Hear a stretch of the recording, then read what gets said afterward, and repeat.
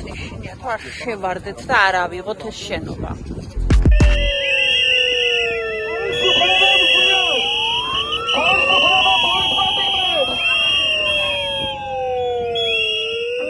მოვითხოვთ რომ აპატიოდ ვინმეს პოლიციელზე თავდასხმა. უბრალოდ იმას ვლაპარაკობთ რომ ეს არ იყო არავითარი პოლიციელზე თავდასხმა. თავდასხმა არის როდესაც საფრთხეს უქმნი ადამიანის ჯანმრთელობას, როდესაც ამას აქვს ინტენსივობა, როდესაც ამას აქვს ძალა, როდესაც ამას აქვს ხიფათი ვინმესთვის.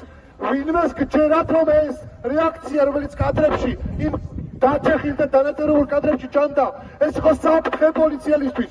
პოლიციელი მოგეკითხებით თქვენ, ნანახი გაქვთ ხო ეს კადრები? თქვენ შეაფასებთ ამას როგორც თქვენზე თავდასხმას?